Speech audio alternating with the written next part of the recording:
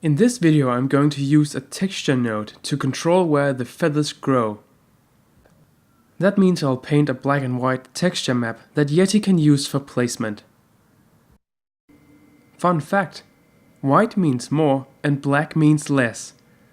So when I paint the beak black, Yeti's not gonna place any feathers on that.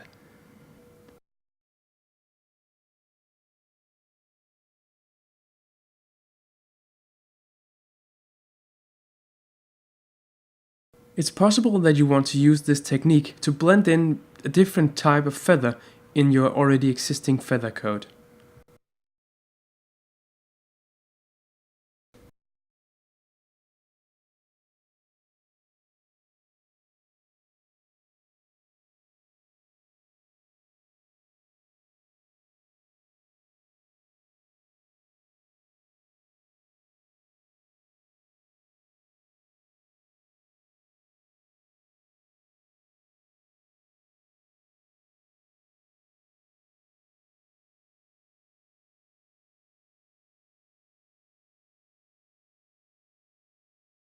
I'm going to create a groom for my creature. Then I'm gonna use the texture map for placement.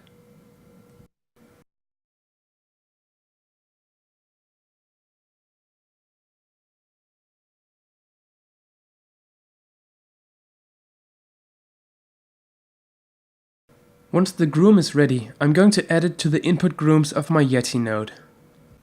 Then I'm gonna import the groom in my Yeti graph.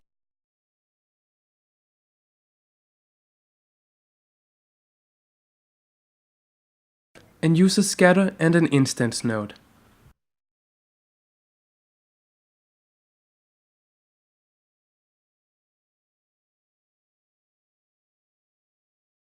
I also want to import a feather to instance.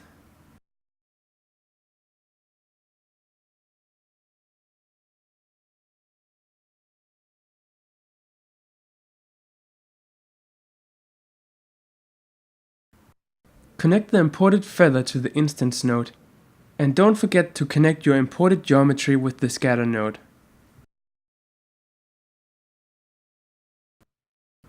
Also, notice that the groom needs to be plugged into the grow node and not the scatter node.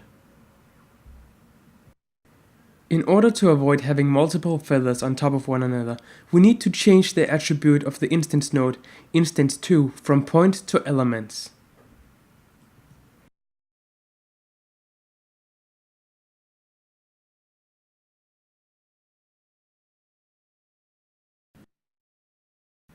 Even though I dial up the number of instances, all of my feathers seem to stay within a very confined area.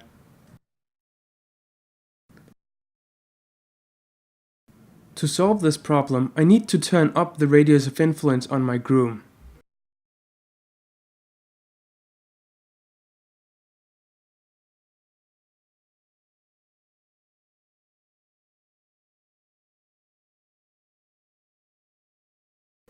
If you want to control the direction of your strands, you can create a comb node and connect it in between the grow and the instance node. Once you plug in your groom, you'll see that the strands obey the direction. Controlling the growth with a texture map is fairly simple. What we need to do is to use a Yeti texture node. Enter the file path leading to the texture file, and let's give it the attribute name density.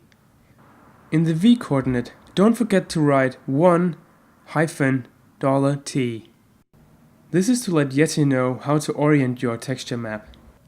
Now connect your geometry import with your texture node, and then connect the texture node with the scatter node.